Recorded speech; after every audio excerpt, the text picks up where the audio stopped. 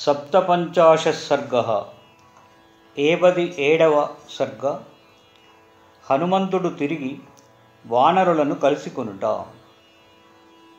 1వ శ్లోకము.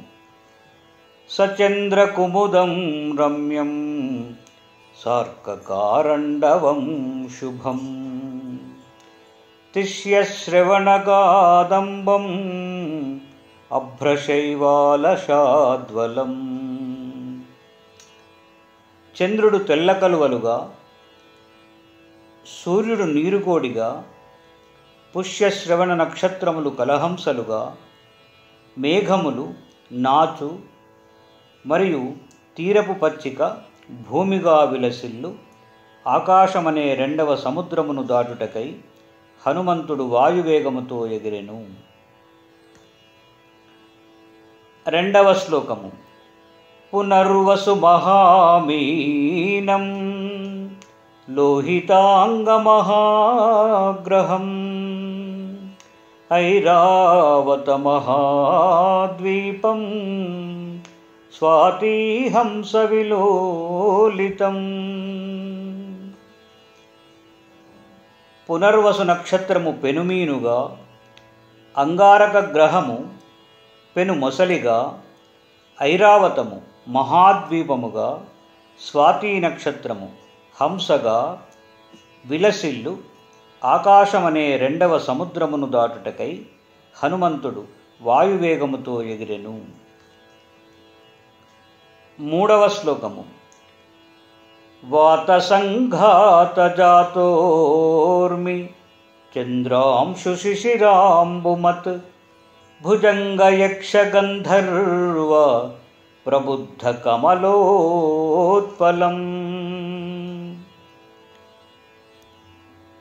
గాలి తాకిడిచే పుట్టు అలల వంటి చంద్రకిరణములు చల్లని నీరుగా, ఆయా వర్ణములతో నొప్పు ఉరగులు, యక్షులు, గంధర్వులు, వికసించిన తామరలు కలువలుగా ఉన్న ఆకాశమనే 2వ సముద్రమును దాటుటకై హనుమంతుడు వాయువేగముతో ఎగిరెను.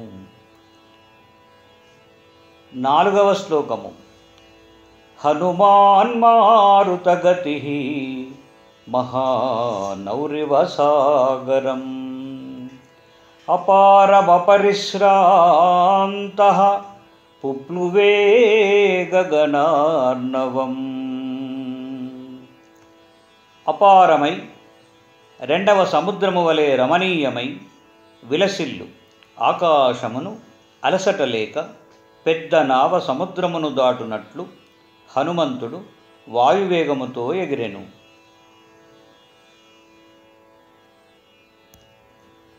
5వ శ్లోకము. గ్రసమాన ఇవాకాశం తారాధిపమివోల్లిఖన్ హరన్నివస నక్షత్రం గగనం సార్కమండలం. హనుమంతుడు ఆకాశమును మ్రింగువాని వలె, చంద్రుణ్ణి గోళ్లతో గీరుచున్నవాని వలె, నక్షత్రములు సూర్యమండలములతో కూడిన ఆకాశమును హరించుచున్నవాని వలె ఆకాశమున పోసాగెను. 6వ శ్లోకము. మారుతస్యాత్మజ శ్రీమాన్ కపిర్వ్యోమచరో మహాన్ హనుమాన్ మేఘజాలాని వికర్షన్నివ గచ్చతి. శ్రీమంతుడు, వాయుపుత్రుడు, ఆకాశచారి, మహాత్ముడు అగు హనుమంతుడు మేఘములను ఆకర్షించుచున్న వాని వలెను ఆకాశమున పోసాగెను.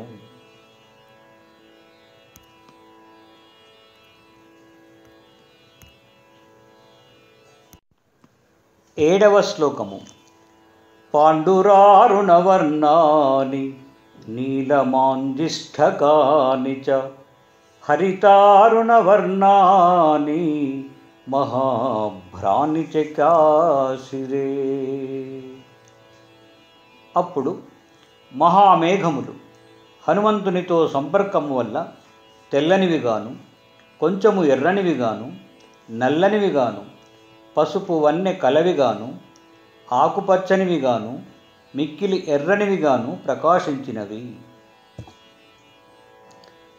8వ శ్లోకము. ప్రవిశన్నభ్రజాలాని నిష్పతంశ్చ పునః పునః ప్రచ్ఛన్నశ్చ ప్రకాశశ్చ చంద్రమా ఇవ లక్ష్యతే. హనుమంతుడు ఆ మేఘ సమూహములోనికి పోవుచు వెడలుచు కొంత తడవు అగుపడి కొంత తడవు అగుపడక చంద్రుని వలె అనిపించుచున్నాడు. 9వ శ్లోకము. వివిధాభ్రగణాపన్న గోచరో ధవలాంబరః దృశ్యాదృశ్యతనుర్వీరః తదా చంద్రాయతేంబరే. అనేక విధములుగా మేఘ సమూహము నడుమ సంచరించు శ్వేత వస్త్రధారి వీరుడగు హనుమంతుడు ఒకప్పుడు అగుపడి వేరొకప్పుడు అగుపడక ఆకాశమున చంద్రుని వలె నుండెను. 10వ శ్లోకము. తార్క్ష్యాయమాణో గగనే బభాసే వాయునందనః దారయన్మేఘవృందాని నిష్పతంశ్చ పునః పునః నదన్నాదేన మహతా మేఘస్వనమహాస్వనః. మాటిమాటికి మేఘ సంఘములను చీల్చుకొని లోనికి పోవచ్చు మరల వెడలుచు మేఘ గర్జనను గోలు మహాధ్వని కల ఆ హనుమంతుడు ఆకాశమున గరత్మంతుని వలె ప్రకాశించెను. 11వ శ్లోకము.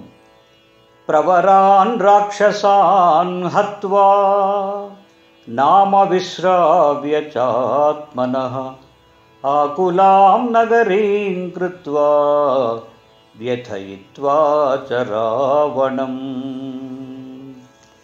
మహా తేజశాలియగు హనుమంతుడు శ్రేష్ఠులగు రాక్షసులను చంపి తన పేరును ప్రకటించుకొని లంకానగరమును కల్లోలితమునర్చి రావణుణ్ణి తీవ్రమైన బాధను కలిగించెను.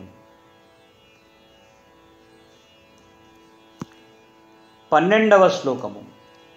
అర్దయిత్వా బలం ఘోరం వైదేహీమభివాద్య చ ఆజగామ మహాతేజాః పునర్మధ్యేన సాగరం. భయంకరమగు రాక్షస సేనను నాశమునర్చి సీతాదేవికి ప్రణమిల్లిన వాడై మరల సముద్రము దాట మొదలిడి నడుమకు వచ్చెను. 13వ శ్లోకము. పర్వతేంద్రం సునాభంచ సముపస్పృశ్య వీర్యవాన్ జ్యాముక్తైవ నారాచో మహావేగోభ్యుపాగతః.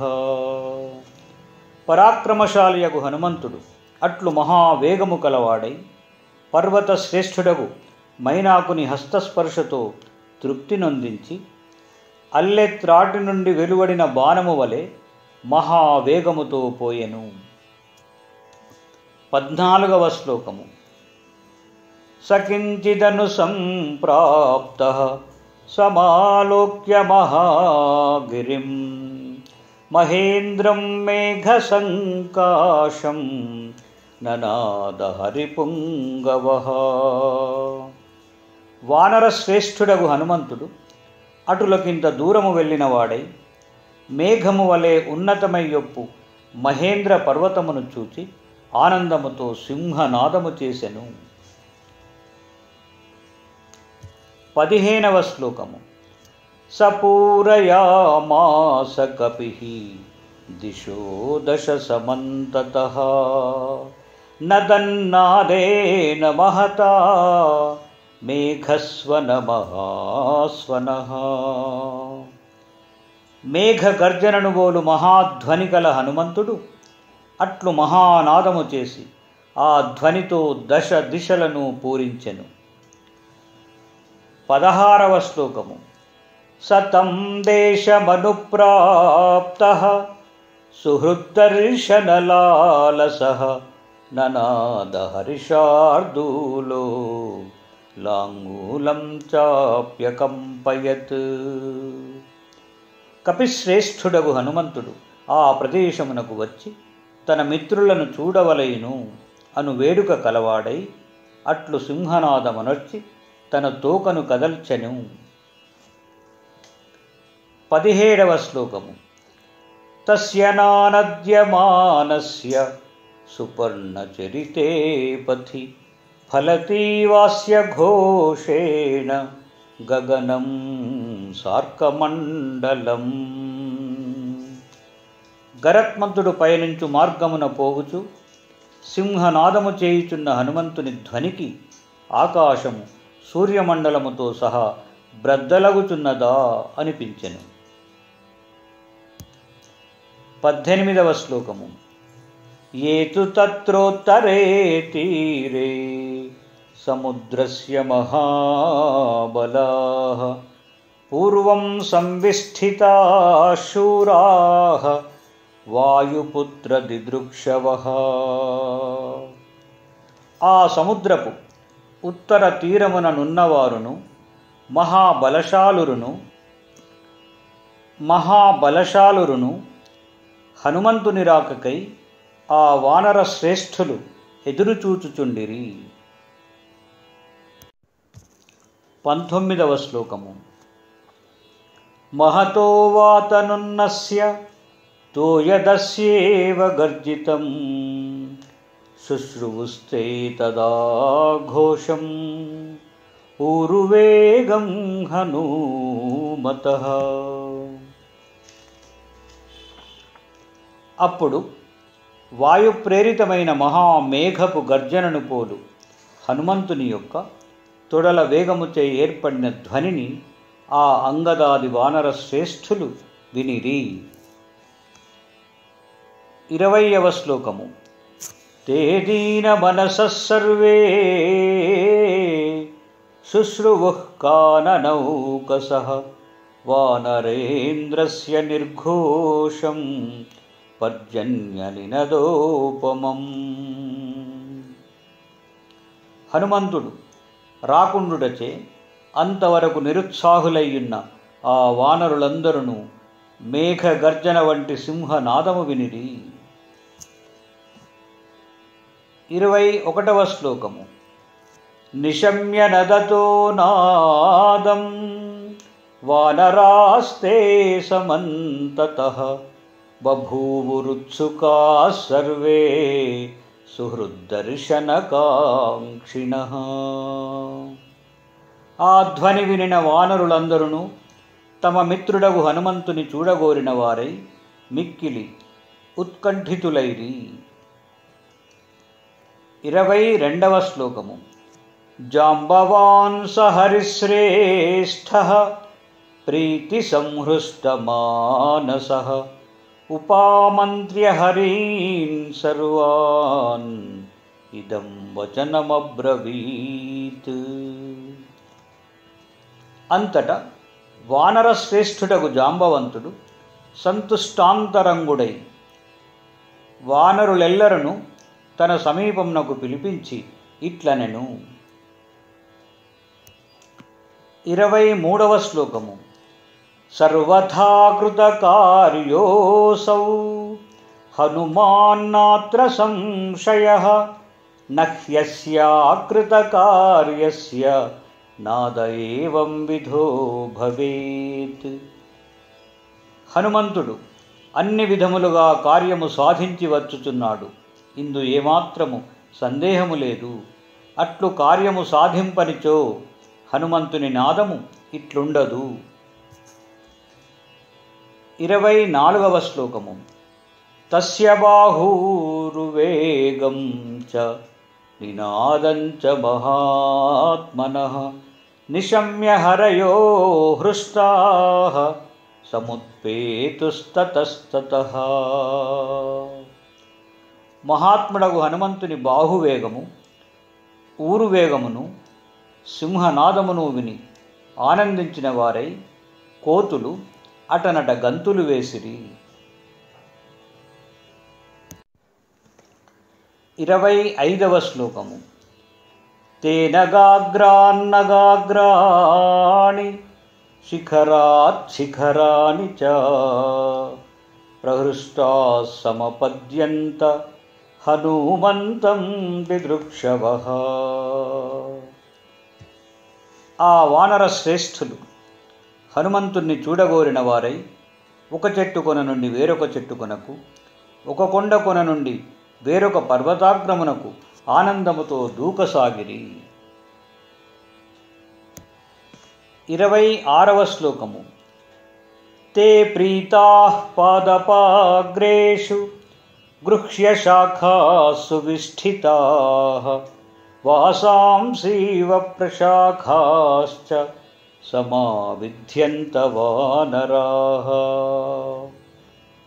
వారు అట్లు హర్షమునుంది వృక్షాగ్రమునకు ఎగబ్రాకి కొమ్మలను పట్టుకొని కూర్చుండిన వారై దూరమందున్న తమ వారిని రమ్మని పిలుచుటకు మనుజులు వస్త్రము కదిలించినట్లు హనుమంతుణ్ణి ఆహ్వానించుచు పెద్ద కొమ్మలు కదల్చిరి.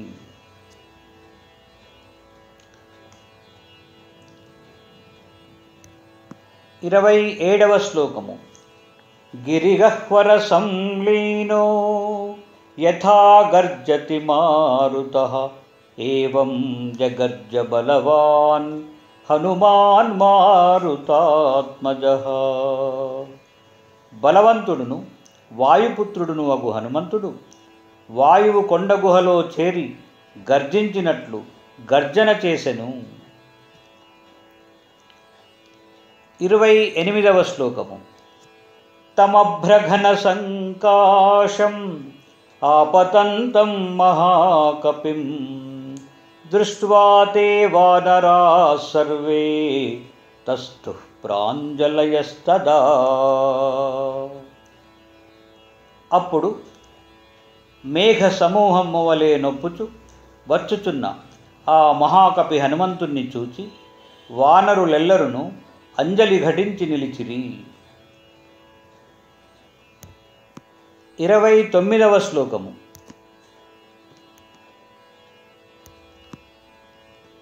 తతస్తు వేగవాంస్తస్య గిరేర్గిరినిభః కపిః నిపపాత మహేంద్రస్య శిఖరే పాదపాకులే. వేగవంతుడును పర్వతము వలె పెనుమేను కలవాడును అగు హనుమంతుడు అట్లు వృక్షములతో వ్యాప్తమైన మహేంద్ర పర్వత శిఖరముపై వ్రాలెను. 30వ శ్లోకము. హర్షేణాపూర్యమానోऽసౌ రమ్యే పర్వత నిర్ఝరే ఛిన్నపక్ష ఇవాకాశాత్ పపాత ధరణీధరః. హనుమంతుడు తిరిగి తన వారిని కలుసుకొనుచుంటినని సంతుష్టాంతరంగుడై సుందరమును ప్రవహించు సెలయేళ్లు కలదియు అగు పర్వత శిఖరముపై రెక్కలు తెగిన కొండవలే ఆకాశము నుండి వ్రాలెను. 31వ శ్లోకము. తతస్తే ప్రీతమనసః సర్వే వానరపుంగవాః హనుమంతం మహాత్మానం పరివార్యోపతస్థిరే. హనుమంతుని రాకచే ఆనందించిన వానర శ్రేష్ఠులందరూ మహాత్ముడగు ఆయన చుట్టును చేరి నిలిచిరి. 32వ శ్లోకము. పరివార్య చ తే సర్వే పరాం ప్రీతిముపాగతాః. అట్లు ఆ హనుమంతుని చుట్టూ చేరిన ఆ వానర శ్రేష్ఠులు ఎంతో ఆనందమును పొందిరి. 33వ శ్లోకము. ప్రహృష్టవదనా సర్వే తమరోగముపాగతం ఉపాయనాని చాదాయ మూలాని చ ఫలాని చ ప్రత్యర్చయన్ హరిశ్రేష్టం హరయో మారుతాత్మజం. ముఖమున ఆనందము వెలయగా వానరులు అందరును ఏ బాధయు లేక క్షేమముగా మరలి వచ్చిన వాయుపుత్రుడు కపిశ్రేష్ఠుడగు హనుమంతునకు దుంపలు పండ్లు కానుకలనిచ్చి పూజించిరి. 34వ శ్లోకము. హనుమాంస్తు గురూన్ వృద్ధాన్ జాంబవత్ ప్రముఖాంస్తదా కుమారమంగదం చైవ సోవందత మహాకపిః. మహాకపియగు హనుమంతుడు పూజనీయులు పెద్దలగు జాంబవంతుడు మున్నగు వారికి యువరాజగు అంగదునికి వందనమునర్చెను. 35వ శ్లోకము. సతాభ్యాం పూజితః పూజ్యః కపిభిశ్చ ప్రసాదితః దృష్టా సీతేతి విక్రాంతః సంక్షేపేణ న్యవేదయత్. తిరిగి ఆ జాంబవంతుడు అంగదుడు సత్కరింపగా హనుమంతుడు చూచితి సీతనని సంక్షేపముగా నివేదించెను. 36వ శ్లోకము. నిశసాదచ హస్తేన గృహీత్వా వాలినః సుతం రమణీయే వనోద్దేశే మహేంద్రస్య గిరేస్తదా. పిమ్మట వాలితనయుడవు అంగదుని కౌగలించుకొనినవాడై ఆ మహేంద్ర పర్వతమందలి సుందర వన ప్రదేశమున కూర్చుండెను. 37వ శ్లోకము. హనుమానబ్రవీద్ధృష్టః తదా తాన్ వానరర్షభాన్. అప్పుడు ఆ హనుమంతుడు హర్షముతో ఆ వానర శ్రేష్ఠులతో ఇట్లనెను. 38వ శ్లోకము.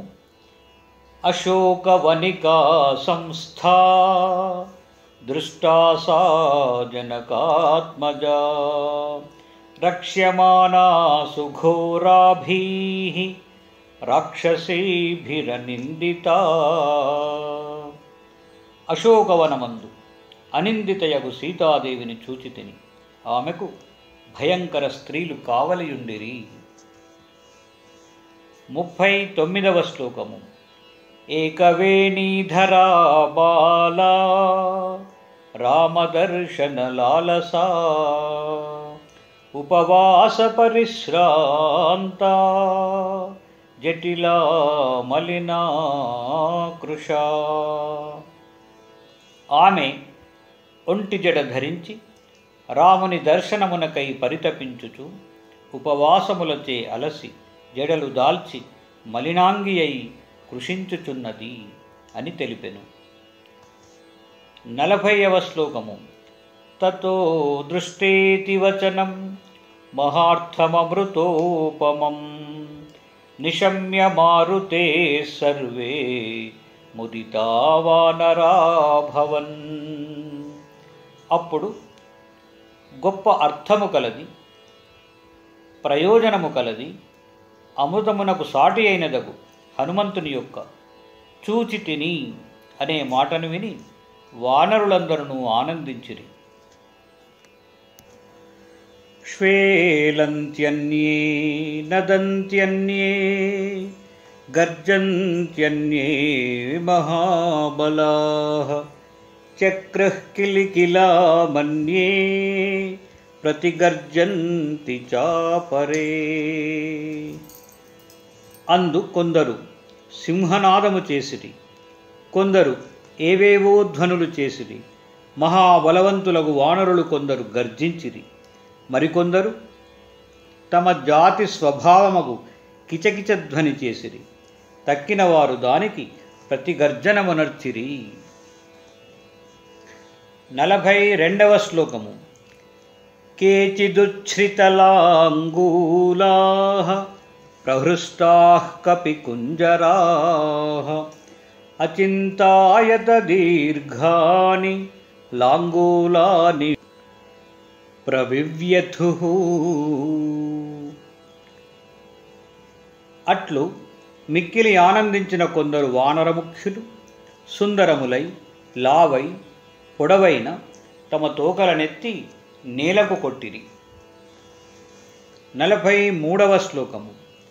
అపరేచ హనుమంతం వానరా వారణోపమం ఆప్లుత్య గిరిశృంగేభ్యః సంస్పృశంతి స్మ హర్షితాః. మరికొందరు వానరులు కొండ కొనల నుండి క్రిందికి దూకి హర్షముతో ఏనుగువలనున్న హనుమంతుణ్ణి స్పృశించిరి.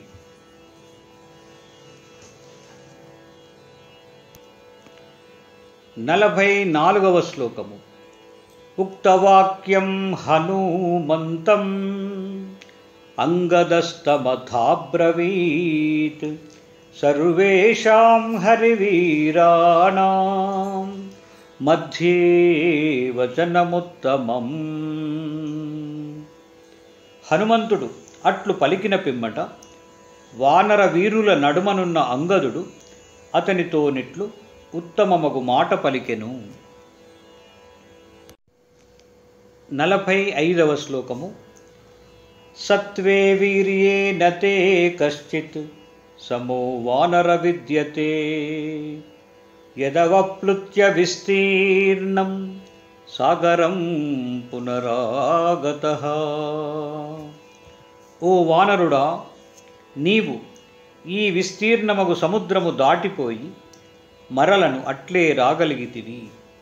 బల పరాక్రమములలో నీకు సాటియగువాడు మరొకడు లేడు. 46వ శ్లోకము. అహో స్వామిని తే భక్తి అహో వీర్యమహో ధృతి దిష్ట్యా దృష్టా త్వయా దేవి రామపత్నీ యశస్వినీ దిష్ట్యా త్యక్షతి కాకుత్స్థః శోకం సీతా వియోగజం. అహో, ఏమి నీ ప్రభుభక్తి, ఏమి పరాక్రమము, ఏమి నీ ధైర్యము! అదృష్టవశముచే రాముని భార్య కీర్తిశాలినియగు సీతాదేవిని చూడగలిగితివి. భాగ్యవశముచే రాముడు ఇంకా సీతా వియోగము వలన కలిగిన శోకము వీడగలడు. 47వ శ్లోకము. తతోంగదం హనుమంతం జాంబవంతం చ వానరాః పరివార్య ప్రముదితాః భేజిరే విపులాశిలాః.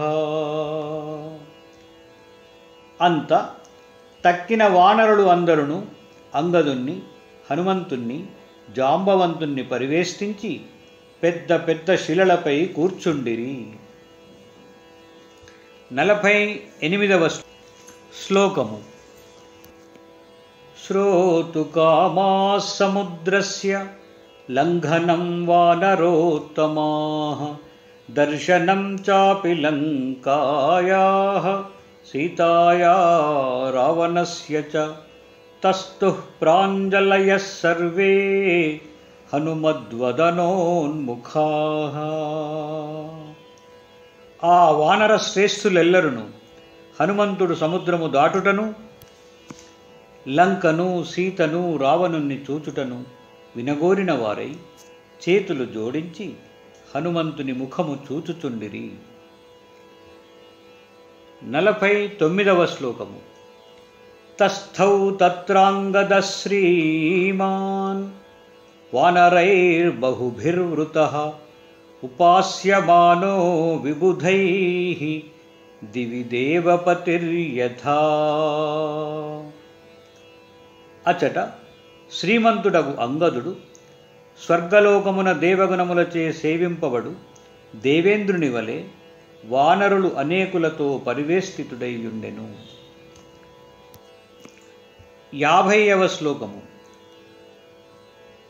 హనుమతా కీర్తిమతా యశస్వినా తథాంగదేనాంగదబద్ధబాహునా ముదా తదాధ్యాసితమున్నతం మహత్ మహీధరాగ్రం జ్వలితం శ్రియాభవత్.